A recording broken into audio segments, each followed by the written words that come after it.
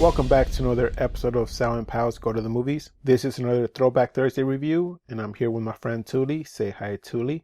Hi, guys. And today we're going to be reviewing Sleepless in Seattle. And just a fair warning, there's going to be spoilers up ahead, so you've been warned. A recently widowed man's son calls a radio talk show in an attempt to find his father a new wife and himself a new mother. So, like always, if you want to find a link to cast or any more information of the movie, the link's going to be down below in the description. So let's get my review started. I'm going to start off with my pros. This movie seems like it has a pretty good message for people who are widows. Once your partner dies, you can grieve, but like people say, life goes on. You can move on, and I'm pretty sure if you have kids, they understand, or your family members understand that you can continue your life. So I really like that about this movie. It doesn't really shine a negative light upon widowed people. The next thing, this is a romantic movie. It's perfect for Valentine's Day. If you have a significant other, this is not a really heavy chick flick. This movie does play fun of romantic comedies. In a sense, it does know that it's making fun of himself. For example, when Sam, who's played by Tom Hanks, is talking to his sister, and his sister remembers the movie An Affair to Remember, and she starts crying because, she goes through the story of the movie, and then she's crying and crying. Then it's Tom Hanks' turn to talk to his brother-in-law, and they remember the Dirty Dozen movie, and they start crying, and this is kind of this balance. It's the humor in there. The same thing is just a mirror image. Now, going back to that same idea of being a romantic movie, I saw it as a romantic movie, not only with Meg Ryan and Tom Hanks, but at the beginning, it's Meg Ryan having a sort of connection with the son of Tom Hanks. And at the end, she meets Tom Hanks. It's like somebody putting you on a blind date, and then you finally see the person, and then you hit it off at the end. And I think the whole screen time Tom Hanks and Meg Ryan have, I can basically put it up like 3 to 4 minutes at most. It doesn't really focus on them building a relationship, but just falling in love through the radio. And Tom Hanks is the kind of guy who it's love at first sight. He sees her getting off the plane, and he obviously likes what he sees. The other pro is that Watcher, at the end, Watcher, who plays Meg Ryan's fiance, he took it pretty well at the end. He kind of did step back and said, okay, if this is what you want to do, go to the Empire State Building and find this guy, go for it. Like in any other movie, this would have been like a total disaster. The guy would be screaming and stuff, but Watcher seemed like a nice guy. And at the end, I kind of felt pity for Watcher. Like Meg Ryan, and this is going to one of my cons, Meg Ryan started off by being a fiance, but at the same time, she's seeking this other potential partner in Tom Hanks. So she's kind of cheating on Watcher indirectly, but she's still thinking about it. And that doesn't play well with me, because I'm like, at the end, she ends up with Tom Hanks, but who does Watcher end up with? He initially was with Meg Ryan, and now he's by himself. And I'm like, this is the thing that the movie doesn't talk about or shines light on, is like, there is a guy with a broken heart, and this is supposed to be a Valentine's movie. So, I really felt bad for Watcher. Also, the idea that Meg Ryan is doing this, like, is she the perfect match for Tom Hanks? Because we don't see it after the ending. We just see them going to the elevator, and that's that.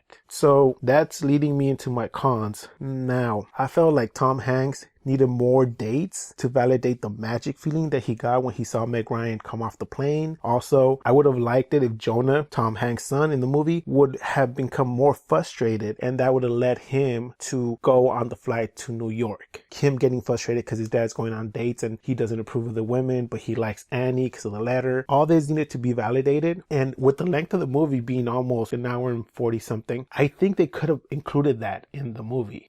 Just show a little compilation of him coming in and out of the house or going on dates with different women, kid not approving of it, just to get the mood so we can feel for the characters and get established. Also, when Meg Ryan met him at the top of the building, she should have basically asked who that woman was, because when they saw each other for the first time, she was crossing the street, and it was technically Sam's sister who was hugging him, and that's why she felt like, oh, these two people had a real connection or something, and that was his sister. So in that sense, they should have played into it, but they just lingered on that, and then they forgot about it. So I don't know if it was an afterthought, and if it was, you could have taken that out and just had her watching him from far away, and that was it. We didn't need that whole like, oh, who's this mystery woman, in the picture. And one of my things that I was going to pick at was when the Valentine's Day comes and Watcher and Annie are in the restaurant. It's dark for them, but then we see Tom Hanks and the son rushing to the Empire State Building, and it's still daylight for them. So I'm not really sure if this was done on purpose, because the ambiance for a dinner, it's kind kind of late at night, but then did they forget that Tom Hanks is also running to the Empire State Building at the same time? It didn't really make sense to me. That really kind of took me out of the movie. As for the end, I felt it was a cheap way of closing the movie. It really didn't explain what happened. If it would have just dimmed to black and it came back, and then at a wedding, getting married, or maybe a few months later and you see Annie, playing outside with Jonah, and then she turns around and she's pregnant, and then you see Tom Hanks coming into the picture or something, we get a sense of happily ever after. But we didn't see that. And on top of that, we didn't see what happened to Walter. And I really feel bad for Walter. So with that said, I'm going to pass it on to Touly and see how he saw the movie and what grade he gave the movie.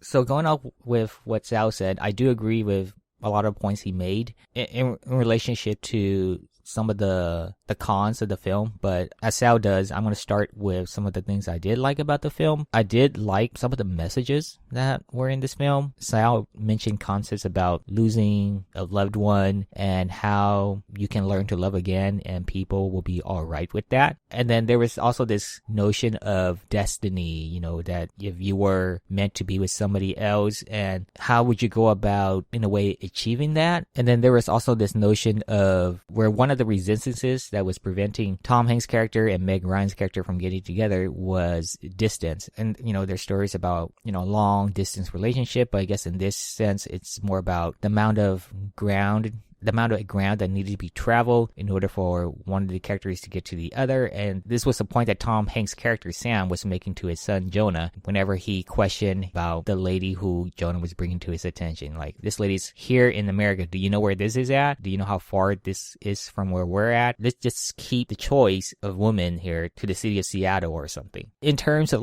who was the bad guy, there wasn't any. That's why I used the term resistance, because it was pretty much these characters sort of fighting against themselves and them coming to terms with the situation. I mean, even at the start of the film where you saw Sam struggling to deal with the loss of his wife, it took his son Jonah to call into a radio show for Sam to sort of open up so that they could move onward with their lives. I can appreciate that. And then of course you also have Annie, Meg Ryan's character, who was fighting this sense of insecurity, the sense of nervousness of wanting to be with this guy, aka Walter, for the rest of her life. How it didn't feel right for her. Maybe Walter wasn't the guy. She didn't want the sort of lifestyle where she would be surprised by somebody. I think she mentioned that at some point. She saw Walter as this guy who was just, in layman's term, boring, despite him not doing, in my sense, any wrong to make him, like I said, appear like a bad guy. As Sal pointed out, I sort of felt bad for Walter at the end because he actually said the right things and took it like a man, as the saying goes, with the breakup. And it sort of reiterated the film that Annie and her coworker were so into. I forget the name of the film, but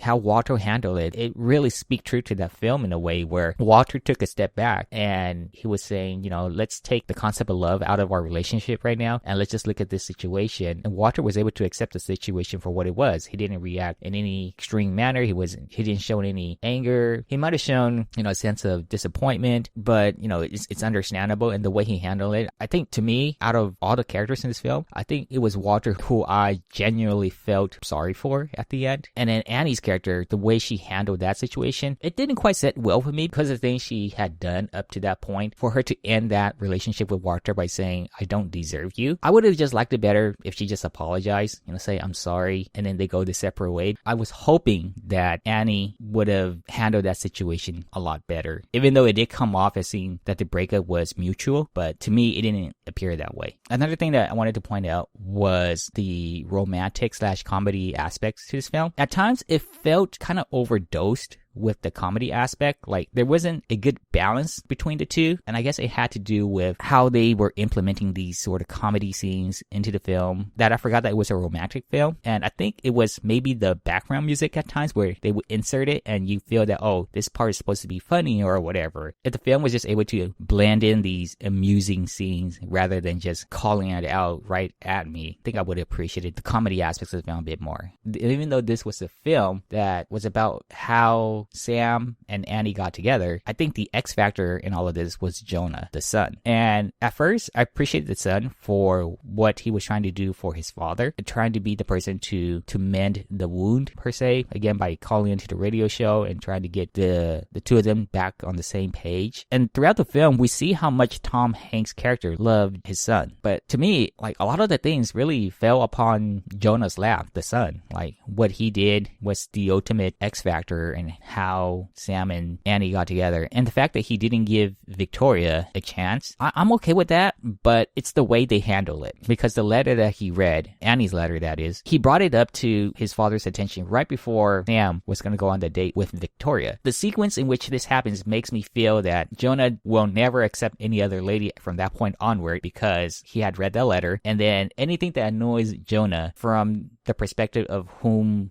Sam was dating will never sit well with Jonah as well. In this example, he was bringing up Victoria's laugh. And of course, we as the audience, we can see that this might have been something that annoyed people in general. But for me, I was looking at more from the perspective, Jonah was never going to give this lady a chance, regardless, because he already read that letter. So this brings me in full circle about how I felt about this character, because like I said, because they placed Jonah, the son, on a pedestal so high at the beginning that as the movie was progressing, I started criticizing this character more and more, and this character, it started trending in the wrong direction for me. Had they gone the opposite direction, sort of, where Jonah was having a difficult time accepting the fact that his dad was starting to date again or something like that, and then build his character up to the point where he kind of understands that his dad needs to move on, and then they meet Annie, and then there might be some resistance there too, because the movie didn't follow up on the notion that Annie hired this person to go spy on Sam. Like, that to me was extremely weird. It made me feel like Annie was very insecure about this person who she just heard on the radio. They could have just left that out, in all honesty, and I would have been alright with that. But now I'm questioning if Annie,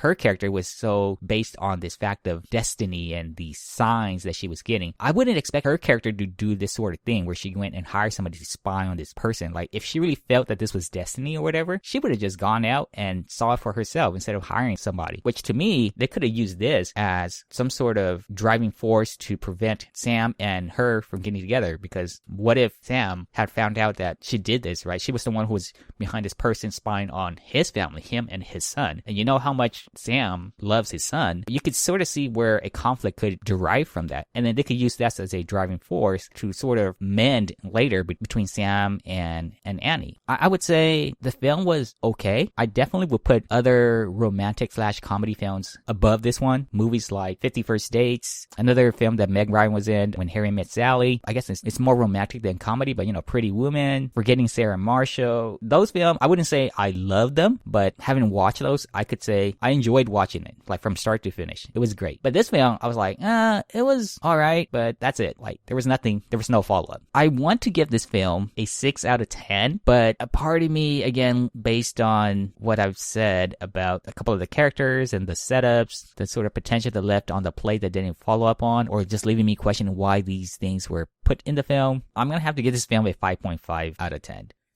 I believe that this movie is okay. You can watch it, and let's say you're dating someone, you can get the romance out of it. But if you're single, you can watch it on Valentine's Day and then feel yourself in Walter, so it could play both ways. But the whole idea of how they took Annie's character by spying on Sam, by almost being a stalker, flying over there, going to his house, if you see a guy instead of Annie do that, you would say that's a stalker right there. But since it's Annie, you kind of feel and say, oh, it's okay. But to me, it doesn't really seem okay. All your things that you said, that how you would fix her role, I think that would have been a perfect situation for this movie. So for me, I'm going to basically give it a 5 out of 10. And that's my final grade for this movie. So that does it for this review of Sleepless in Seattle. Please join us next time when we're going to review Batman and Robin. All right, everyone.